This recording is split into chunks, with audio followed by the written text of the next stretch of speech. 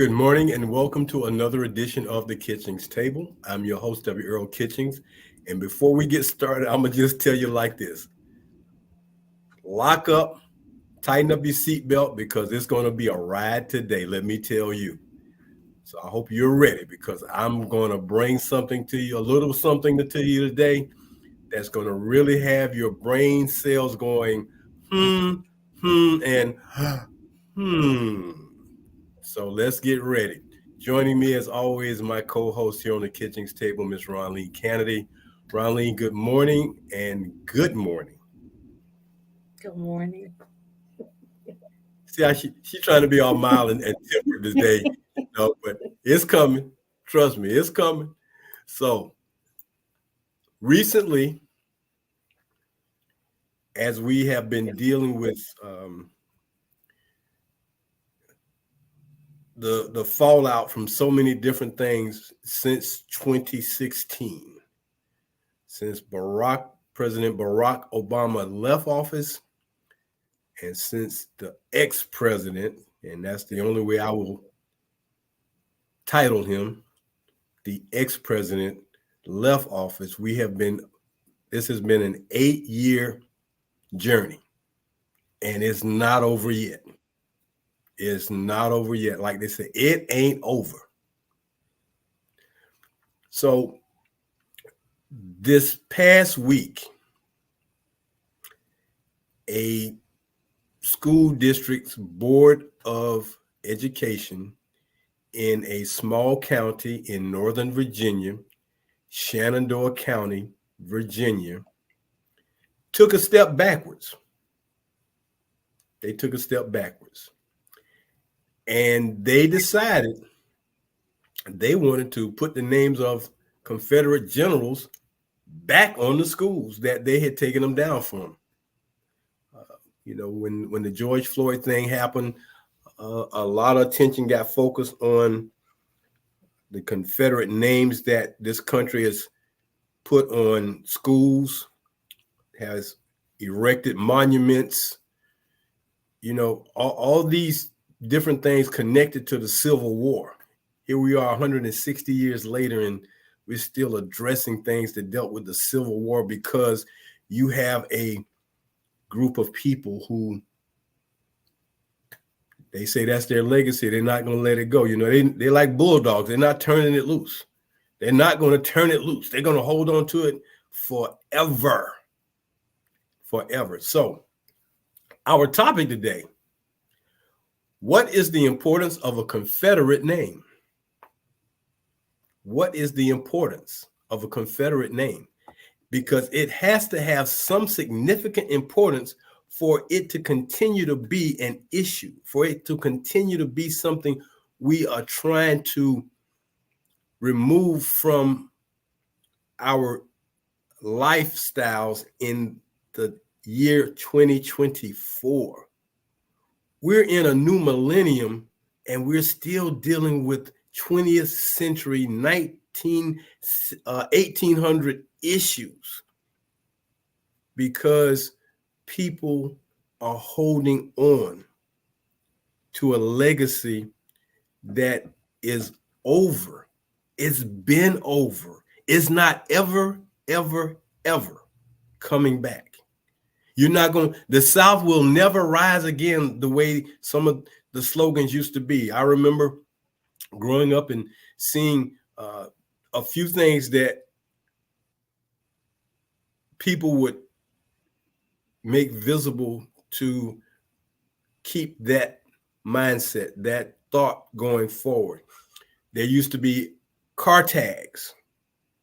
The first car tag was if they had the Confederate flag, the stars and bars on the tag on the front of their car. That was one.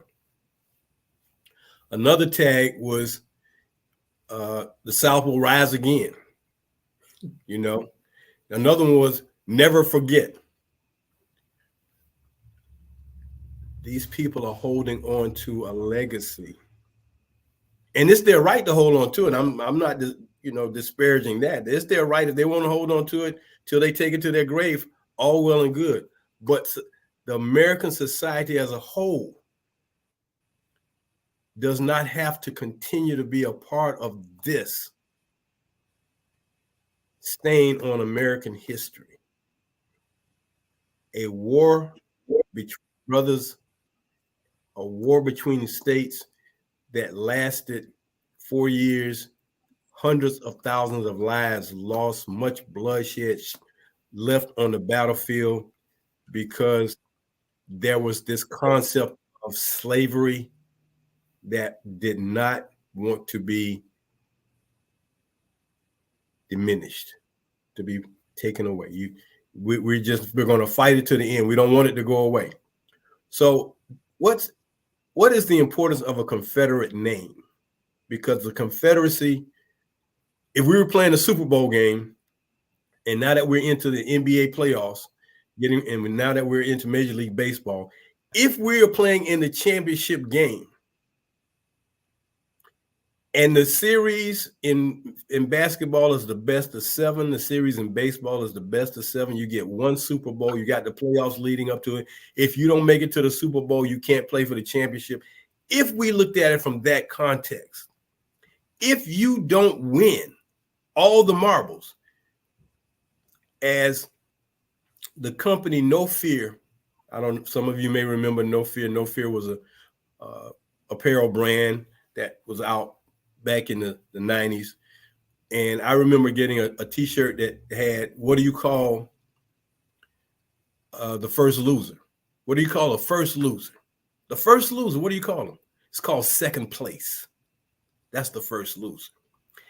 If you don't win 4 out of 7 games in NBA or in Major League Baseball, you're the loser. There's no way to cut winning and losing. It's very distinctive. Either you win or you lose. And for a country that prides itself on winning, like they say, you don't remember who lost in the Super Bowl. You don't remember them unless it was something very traumatic. I think we all might remember the Buffalo Bills because, hey, they went to 4 straight Super Bowls and they lost. They lost 4 straight Super Bowls, but they lost.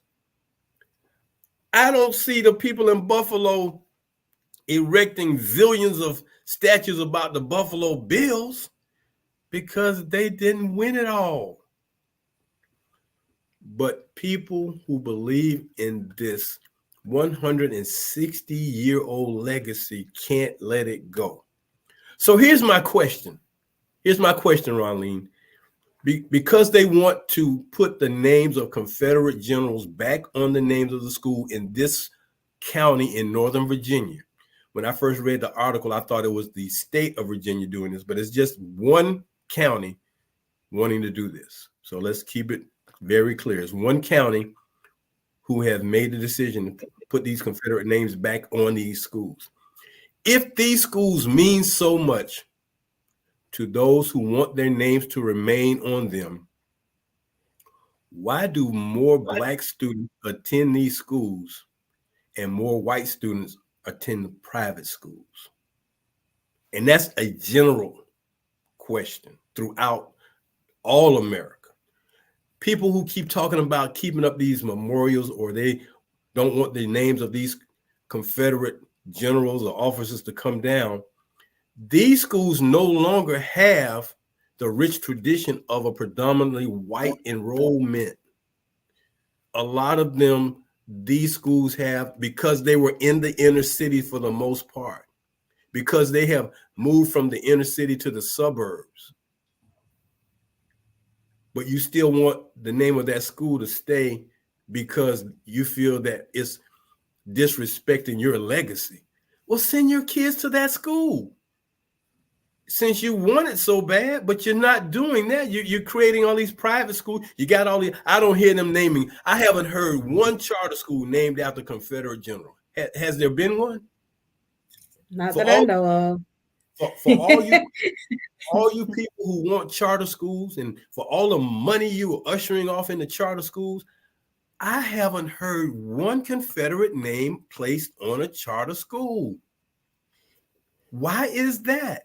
If you want it so bad, you're fighting to have the names removed, but I don't hear you wanting, since Since a charter school does not have to abide by the policies of that public school system, since they don't have to abide, they don't have to do the test, they don't have to abide by anything. They can do their own thing. And the money just flows to it like an open tap. Well, name some of those charter schools in the name of those fallen heroes that you want to name schools after who finished second in the war. They're the first losers of the Civil War. Name some of those charter schools after those Confederate people. I don't hear you doing that. You want to keep it on the public schools, take the public school money. Black kids are going to the public schools in higher proportions, but yet you want to keep that name on that school that you don't even go and attend a football game, or you don't even deal with that school anymore. You just don't want the name to come down. What is the importance of these Confederate names? And here's another question, Ronline. Here's another question. Why are there minimal amounts of schools named for generals or other military officers of the Union Army from the Civil War? Why don't we hear more Union generals from the Civil War? Why don't we hear their names on schools? And why don't we see as many monuments of them since they won? They won the Super Bowl, they won the NBA championship, they won it, but they didn't go around putting up all these monuments like they did in the South. From Richmond, for those of you who may or may not know it, Richmond was the capital of the Confederacy. Jefferson Davis was the president of the Confederacy. Robert E. Lee was the most outstanding general of the Confederacy. Robert E. Lee went to West Point. For those of you who may not know, Robert E. Lee went to West Point. Before there was a Civil War, everything was, even though they may not have agreed with it, but the scholars of learning war tactics and battle skills and battle tactics, if they really wanted to be a military person, they went to West Point, the United States Military Academy, USMA. And I guess if you wanted to really be that standout person on the oceans or the sea, you went to the Naval Academy. If you wanted to be on naval vessels or sailing ships or things of that nature, they had some very unique ships back in the Civil War days. Not only did they have the wooden ships, but they had what they called the ironclad ships, were made out of straight metal. So why aren't there more Union? You would think there would have been more Union officers with their names on schools as opposed to Confederate officers. But in the South, that legacy, Now, what I found out, Ronline, was this: that in a way to appease, you beat them, but then you want to come back and appease them. To appease the people of the South,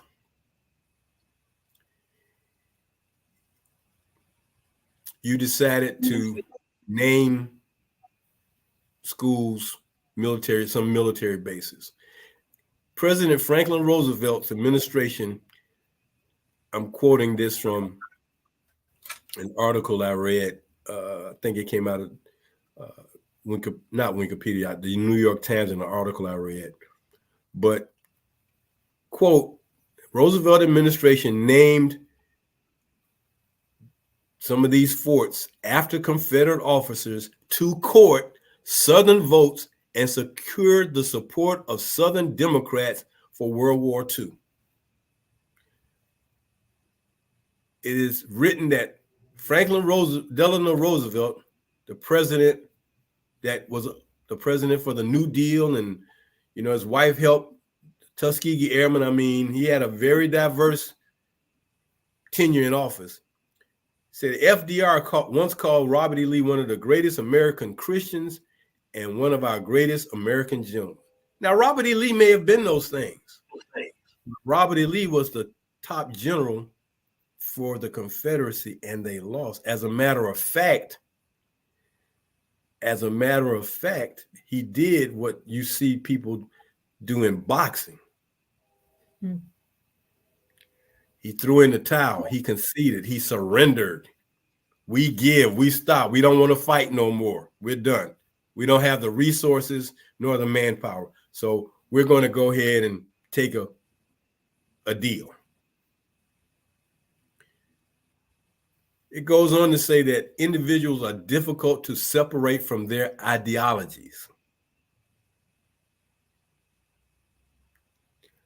When you name an army installation after him, you're celebrating him as a military man, which is to say, as a traitorous general who fought for slavery, America's single greatest moral failure. That's what this says. When you continue to run the flag up the flagpole in the name of naming these military installations and these schools. And when I went and looked up some of these installations, and they're located mostly in the South, it was interesting to see that U.S. military bases formerly named in honor of Confederate military leaders, all in former Confederate states. They were all renamed in 2023, but before that, Fort Benning, named for Confederate General Henry Benning. Fort Bragg, Confederate General Braxton Bragg. Fort Gordon, named for Confederate General John Brown Gordon. Fort A.P. Hill, Confederate General A.P. Hill. Fort Hood, Confederate General John Bell Hood out in Texas. In Prince George County, Virginia, and Prince George County is one of the most well-endowed counties in America, if not the. Prince George County, Virginia, Fort Lee, named after Confederate General Robert E. Lee. Fort Pickett, named after General George Pickett. Fort Polk, named after Leonidas Polk, Confederate General. And then Fort Rucker out in Alabama, named after Confederate General Edmund Rucker. That's 9 military installations that had the names of Confederate generals that in 2023, they said, well, we need to rename these because people are, a little bit upset. But then there were 3 more. And like I said, from Alabama, Louisiana, Virginia, Texas, Virginia, Georgia, and Virginia had the most. Camp Pendleton, Confederate Brigadier General William Pendleton, that's located in Virginia Beach. Camp Maxey out in Paris, Texas, Confederate Brigadier General Samuel Maxey, and Coach Camp Beauregard, named after Confederate General Pierre Gustave Toutant Beauregard. There are others. I'm not going to go into the others. However, that is what part of the reasoning is, so that they could court the votes of the people in the South. So we'll let you name these facilities, erect these monuments, as a trade-off. This is what you want, this is what you get. So as the Army continues to rename them, then we talk about the schools. And let me tell you what I found out about the schools in this situation, because the names of the schools, the most common Confederate names for schools, 41 schools in America. And once upon a time, Ronline, there were 340 schools in 21 states that bear the names of Confederate figures and or generals. 340. 340. At the top of the list, Robert E. Lee with 41. Thomas Lubbock, which is Lubbock, Texas, is named after him, had 18. Lucius Lamar, 15. Augustus Garland, 12. Sidney Lanier, 12. There's a lake up in Atlanta called Lake Sidney Lanier.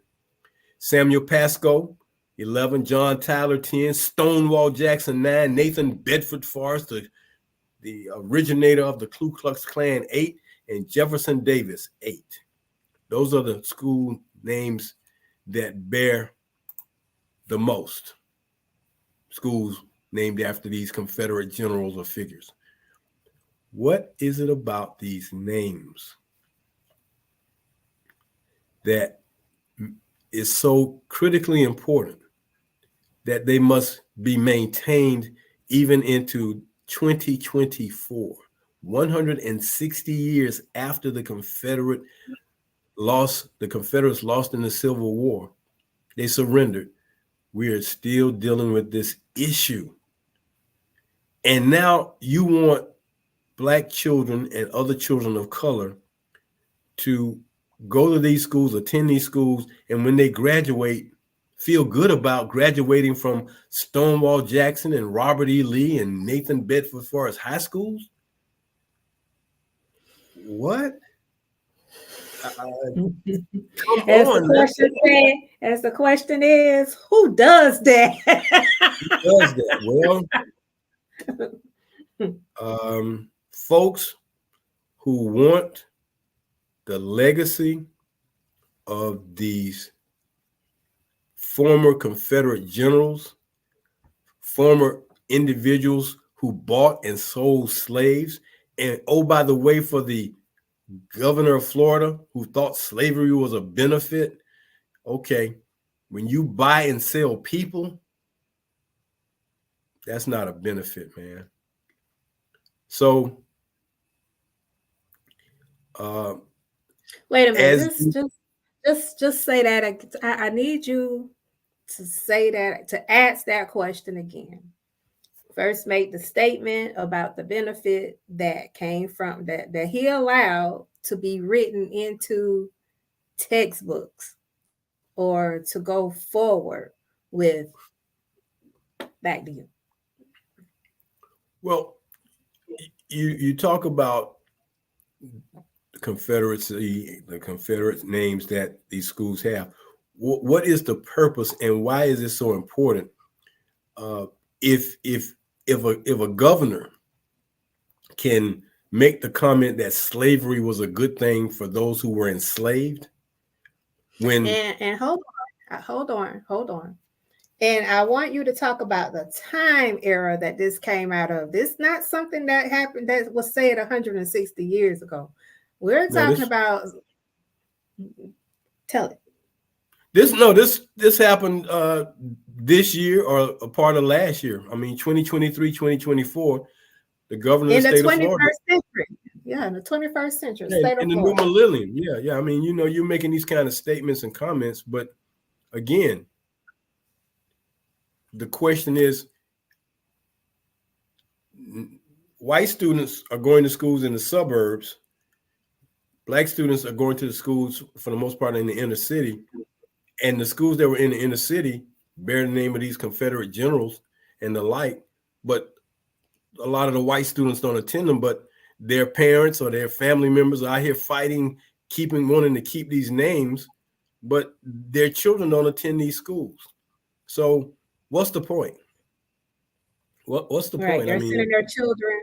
Yeah, they're sending their children elsewhere. But the point that I wanted you to go back to was this. We're in the 21st century. 22, 23, 24. All of this is being said and taught now that slavery was a benefit. The people's back was the benefit.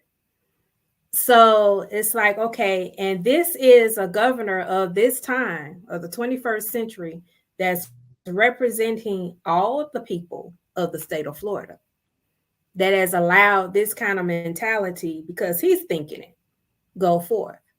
And so, what does that say about our nation? What does that say about the people that we have elected to these governmental government offices to be able to change policies? It's supposed to be changing policies for the better, but I can't see how we're going to benefit for the better with this kind of foolishness going on. So, what's the solution? What do you recommend be the solution? And that's what we're talking about today. Well, in this day and time, solutions are very scarce because when you talk about people who are in control of our legislatures, school boards, city governments, when they are so determined to uphold the thinking of people who still want to live in a day and time that goes back to a day when slavery was a part of the fabric of America. As it stated, one of the worst failures of this country was the fact that the Civil War happened, and it did such irreparable harm.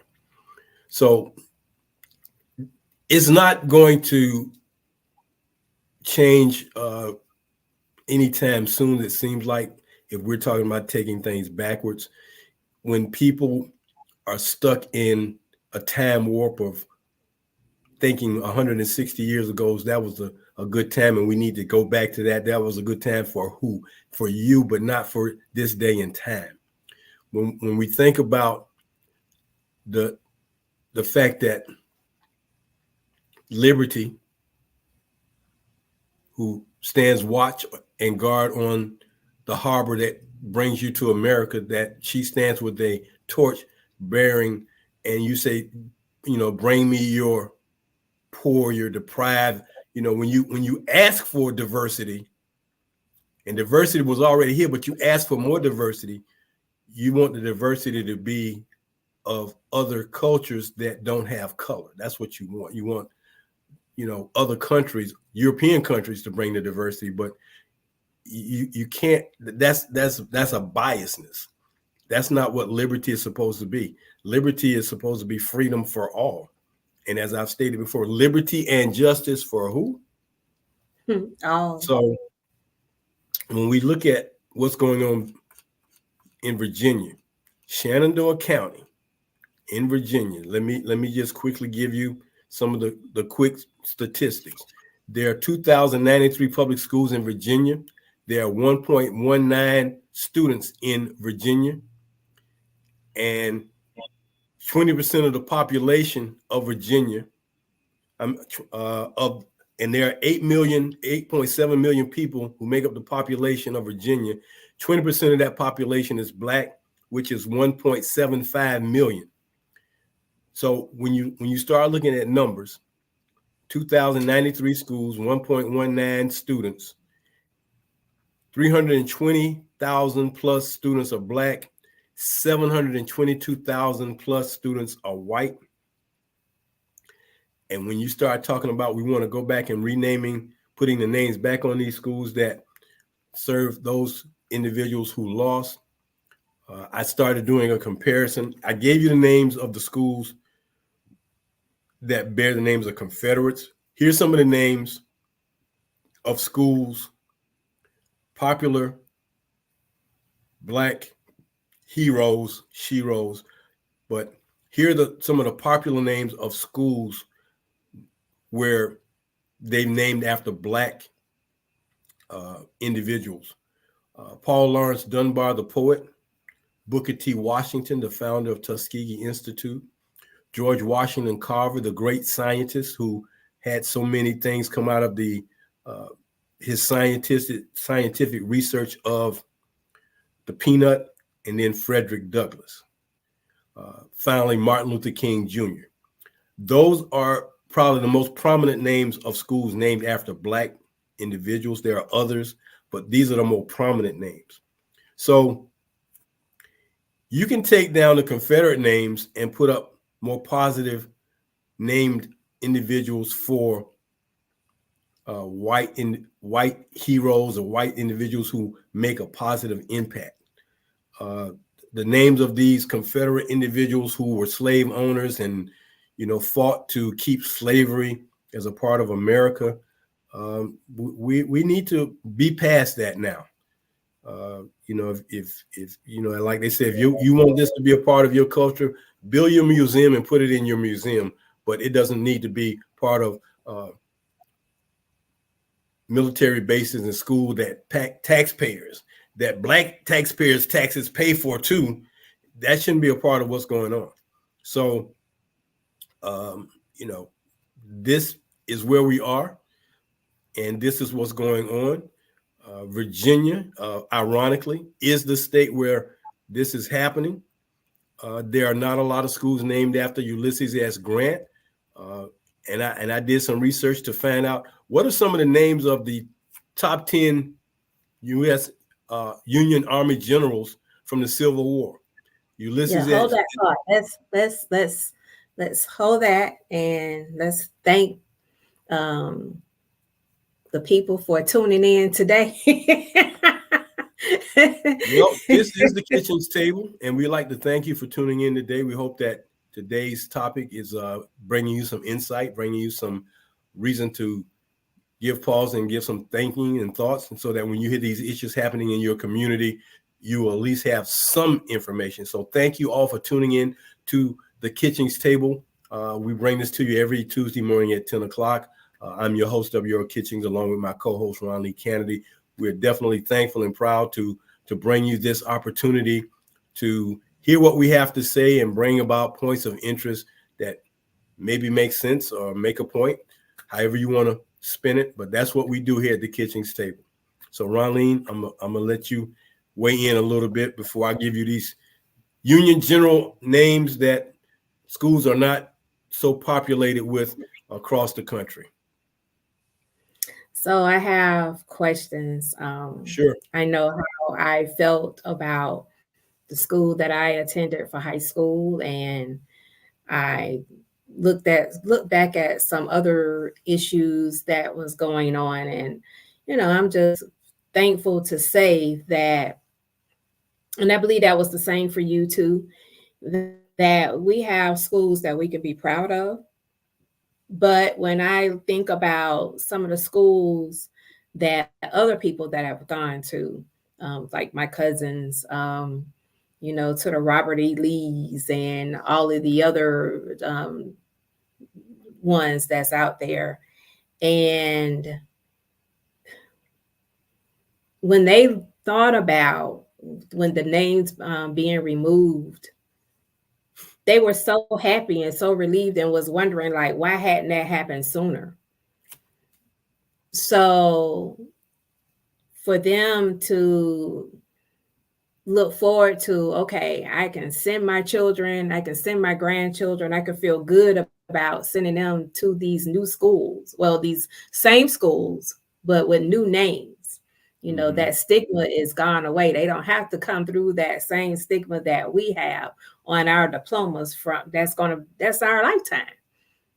So with that being said, now to revert back for this one county. And of course, we know that if this one county gets this passed, then there are going to be many counties that's going to be fighting for the same thing.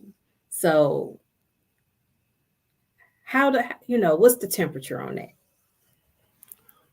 Well, they've just started this one initiative to put the names back on the schools.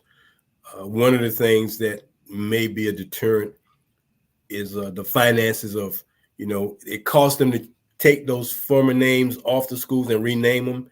So now it's going to cost you again to go back. And then if you want to change them back and take the names off again. So the monetary aspects of this can become quite intense. And the communities, this is a kind of a predominantly white community, but for whatever reason, the temperature of the state and of the country was like, we need to take these names off these schools, because if the shoe was on the other foot and your child did not feel comfortable going to the name of a school that was named after a Black Confederate general, had that been the case, well, what would have happened if one of these schools were named, if there was a Black Confederate general and you named it after the Black Confederate general? And now you're like, well, we don't want his name on the school, but he was one of your heroes. I mean, what's the problem? Well, it couldn't have been too many Black Confederate generals because you were fighting for those Black people in the South to stay in slavery. So that kind of, wasn't going to happen. So the temperature as it is right now, we have to stay guarded and we have to stay abreast of what's going on. And when I looked at the fact that there are the top 10 Union Army generals during the Civil War, when I looked at and tried to find information on how many schools are named after some of these guys, and there, it wasn't the same amount of information that just popped up. It was like the Confederate general names popped up quite often, but the Union Army generals, even on some of the military bases, it's not as prominent. So the most revered Union Army general, who also became the president, was Ulysses S. Grant. I'm looking at 4 schools named after Ulysses S. Grant. It may be others, but 2 of them in Oregon, 1 in Oklahoma, and 1 in Illinois. William Sherman. Sherman's march from wherever he was up in Virginia, his march through Atlanta that drove the Confederates to the Atlantic Ocean.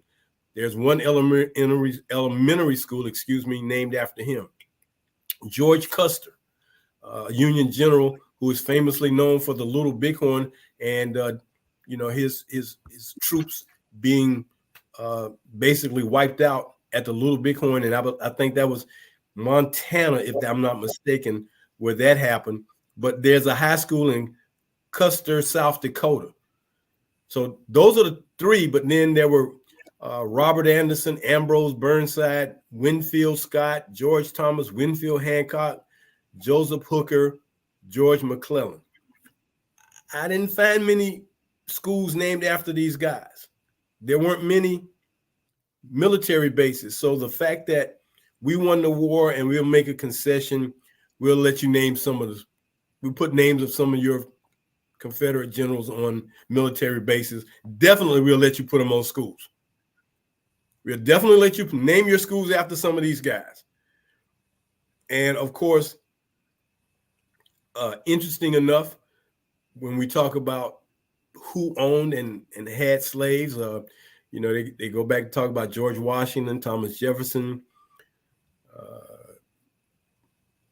Andrew Jackson, famously known for being a great military strategist, but he is the person behind the Trail of Tears, where you were wiping out the Native Americans and you sent them from the South to Oklahoma. So everything is about, as we are in this day and time now, power, money, greed. You just got to have things because you want them your way. You don't take into account the diversity of where we are. And in this diverse time, folks just aren't, we're going backwards. I mean, diversity, when you look at some of the things that have helped diversity come to the forefront, and have helped people, maintain or elevate themselves, but yet you talk about wanting to take things backwards. So going back to this county in Virginia, Shenandoah County, the population of that county is 45,000 people. 3% of that county is Black. Overall, 10% of that population is minority. So about 4,500 minorities live in the entire county, and they decided to reverse a decision after the George Floyd killings prompted nationwide demands for racial reckoning, they decided, well, we're going to go back. We're going to take Mountain View High School in Quicksburg, Virginia, and we're going to put Stonewall Jackson's name back on it because that's what we want. Stonewall Jackson. You got to have Stonewall. We need, and I saw something online where this little elementary school girl was saying that she wasn't going to feel good about graduating from a school named Stonewall Jackson. She was a little black girl, and she addressed the school board and said she wasn't going to feel good about graduating from a school named Stonewall Jackson based on the history of Stonewall Jackson and these Confederate generals. I mean, again, they were maybe seen as good people in the eyes of the Confederate and the Confederacy during that time, but it's 160 years later. Let it go. If it was a negative stain, let it go. I mean, let's go to the positive and move away from the negative. Yes, I was, I consulted chat CPT, the AI, because I wanted to know, okay, what kind of things I was going to get back when I asked, based on what you just said, what happens to the African American psyche when they're keep being faced with the reminder of what happened to their ancestors and where we are today, and the answers that came back, the reminder of systemic racism, the disparities of healthcare, all of these things just go hand in hand, and so just looking at that and the things that we have discussed here and the research that you have done, it's like, okay, do we keep wanting to spread that cancer? How can we stamp that cancer out? That's the thing that we need to be thinking about. And then, when we talk about the money that has to go into this, this fuel pot, if you will, can't that money be used for something else, such as the school lunch program, making sure that every child is able to have a meal or two while they're in school, to keep their brain functioning, to be able to keep them concentrating on their lesson plan so that they can pass these tests and pass to the next grade and be able to eventually be ready for college. But we're spending money to change the names of schools that is a reminder of the cancer that we're trying to come away from. We're trying to heal the country. At least that's what I thought. Well, their mindsets that aren't interested in healing, interested in self-serving. We want what we want for us and our people. So right. when we talk about diversity and moving forward, it's hard to move forward when you're stuck in reverse. I've never seen a car go forward when you've got it in reverse gear. So even in neutral gear, you can push it forward.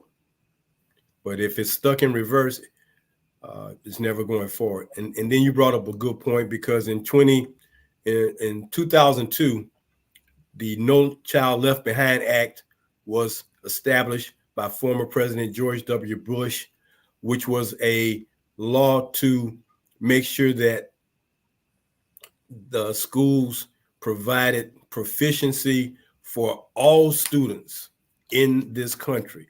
The goal of this was to raise the testing proficiency levels of all students. And if you want to compete on a worldwide platform, you need to make sure that all your students can compete. And here's the other part, Ronline. If everyone partakes in the dynamics of being a part of, if everyone can participate, everything's going to get better, and it's going to help everybody, not just a few. But when you only want to believe that yours is the only one that should benefit, and we are not going to allow anyone else to participate, then everybody loses. I don't care how you cut it, look at it, everybody loses. So today, that's what I wanted to bring forth. That folks want to turn things backwards. This is the first county that has done this. They voted on it, and let's be clear: not everyone in the county wanted this. White, black, and others. Not everybody in the county wanted it. So we'll see how this goes. But that was my point for today, because we continue to talk about diversity and wanting inclusion, but yet the rule of thumb seems to be exclusion. And as long as we have exclusion and don't want to deal with the realities, the truth, as they say, the truth will set you what? Free. But when you don't want to deal in truth, we're going to live in, as the ex-president so wellly does, he lives on lies. And if you're a minion of that, you live on lies too. So we're going to move on and let Ronline do her Black History moment of the day. Ronline, who you got for us today? Well, I have two people today, and both of them are of Virginia. So some of you may know or remember Governor Douglas Wilder, and some of you may remember the professional tennis player, Arthur Ashe. And here's the little bit that I want to say about each one of them. Both of them were activists in their own way. The former Congressman Lawrence Douglas Wilder, he was the first African American to serve as the U.S. state since the Reconstruction era. And he was also the first African American elected as governor. So think about he's 93 years old now. Think about the many fights that he has been a part of, trying to make sure that justice, that word justice, was served, that he did right by his state that he served.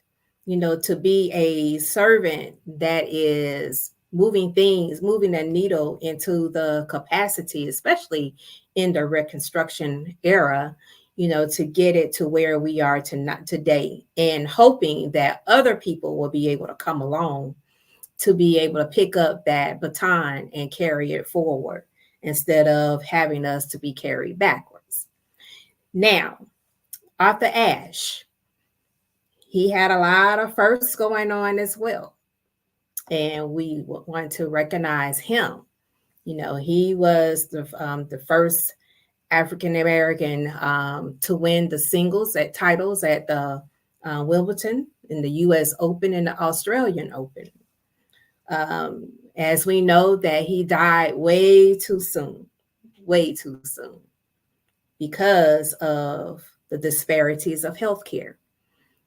Could not get what he needed, and he became an activist for it. Let things be known. So is this fight over? No, as we know, we're here in 2024. We're seeing, just with the names of schools, of resurrecting names that does not represent this country in a positive light. So my hat goes off to the former governor, Douglas Wilder, and my hat goes off to Arthur Ashe. And may it be that Arthur Ashe did not die for nothing. Hopefully, the things that needs to be done as far as everything that this cancer has been spreading through our country, will one day, someday, and hopefully soon, die. All right, I'll turn it back over to you to close us out, Earl Kitchings. Ronline, I'll just close this out by saying Arthur Ashe was my inspiration in learning how to play tennis. So kudos to him. Kudos to Douglas Wilder for becoming the first black governor of a state. Ironically, in Virginia, Arthur Ashe was from Richmond. He fought through some things, but he is revered in Richmond, Virginia, his hometown, as not only an outstanding tennis player, but also as an activist. So we thank you for that. We thank you to everyone who took time out of their day to tune into the show. We hope that something was of value to you today, and we hope that you continue to follow us, because we are always wanting to be on the front edge of things like this. Until next week, until we bring you another edition of the Kitchings Table, for Ronline Cannady, I'm W. Earl Kitchings saying take care. And as we say every week, do something good for somebody else today. Take care. Have a great week, everybody.